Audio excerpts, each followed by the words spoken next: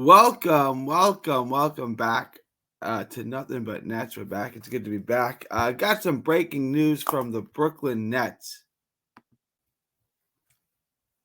Jacky Cui, I believe this is how you pronounce this, Cui, and they call him Jacky Cui, has signed a two-way deal with the Nets.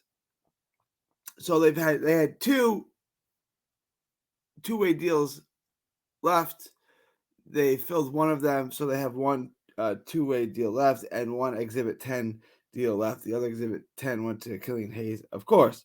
Multiple reports have said that the Nets are signing Sway, a 6'8" Chinese two-guard. He averaged 15.6 points a game, 5.8 rebounds, 3 dimes, a steal and a half on 46-36 splits. I got some mixed feelings. I have some mixed reactions on this guy.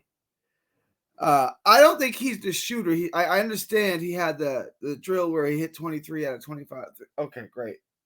I don't think this guy is the shooter he's being made out to be. I think he's good from the corner. I don't see him great coming off pin downs. He can create his own shot a little bit. He's not just a shooter. I don't know how this is going to translate at the NBA level, but he's not just a shooter. He's a decent athlete, 34-inch vertical. I mean, it's basic, it's standard. There's nothing special about it. 6'9" wingspan, so he's got a good NBA body. 6'9" wingspan, 34-inch vertical. Was the youngest player on the Chinese national team. Look, he's a good player. Does he do anything that stands out that makes me think that he's going to be a good NBA player? Well, not really. And I don't think he's going to be a very good NBA player. Can he be a marginal rotation player and help the Nets in spots? Maybe. He cuts over the court. He's not just a guy that stands in the corner, although his job with the Nets may be to stand in the corner. We don't know. He rebounds okay for his size. He works really hard on defense, which is good. There's a lot of hustle. He works hard on both ends. His contributions may come on defense. So we're going to see his athleticism, and it's hard on Summer League because only a handful of these guys are NBA players. The rest of them are going to be over in Europe, etc. Offensively, he's got to step back. He can create his own shot a little bit. He's got a little bit of a floater game. He cuts to the basket. He hustles.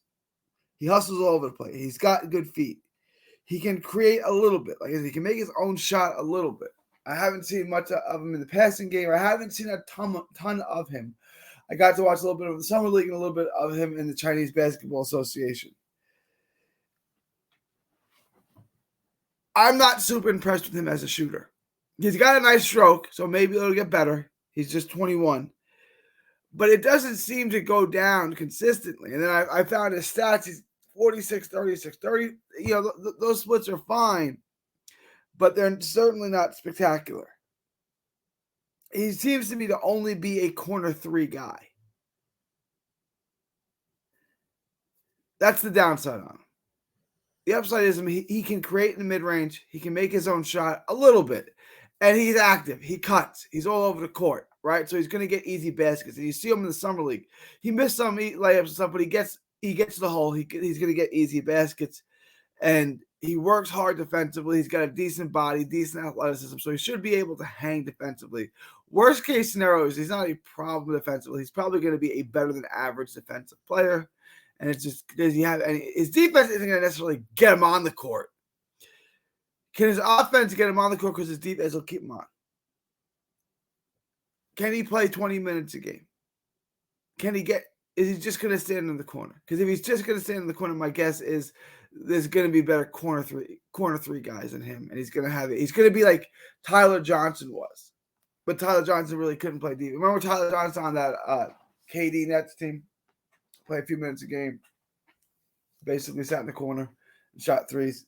Playoffs came, he was off the court. That's kind of good athlete too. He didn't have the size and the body that Jacky Cui has, but that's kind of the role I'm envisioning him, right? Like well, he can do more than this. He's a pretty good athlete. Why is he? Because I don't know what other role he's going to play.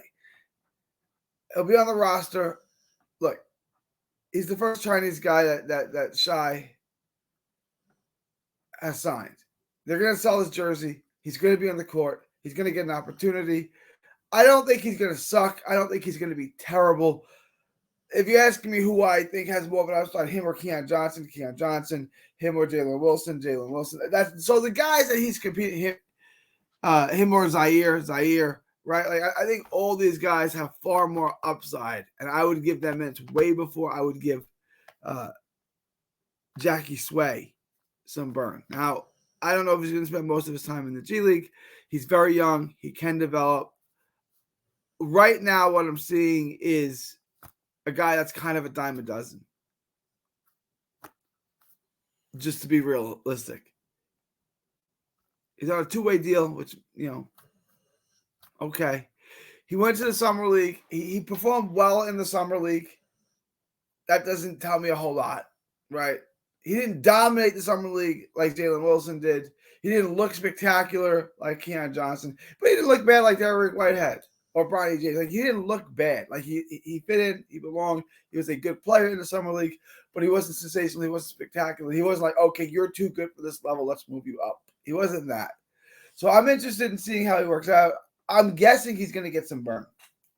They're going to want to sell jerseys. He can do that. They're going to want to sell tickets. He can do that. Other than that, as a player, I don't think he's going to be brutal. I don't think he's going to be hard to take. I think he'll fit in. I just don't think he's really going to draw much attention. It'll be interesting to see. He's listed as a 2 guard, 6'8", with a 6'9" wingspan. Obviously, I think they're also going to use him as a 3, I would think. Him coming in for Cam Johnson makes a lot of sense. I think stylistically there's some similarities between him and Cam Johnson. Although he creates his own shot in mid-range better than Cam does. He gets to the hole and finishes out the hole better than Cam. And then, again, this is not the Dump on Cam Johnson podcast, even though it does sound like that sometimes. There's upside to him, but he's raw.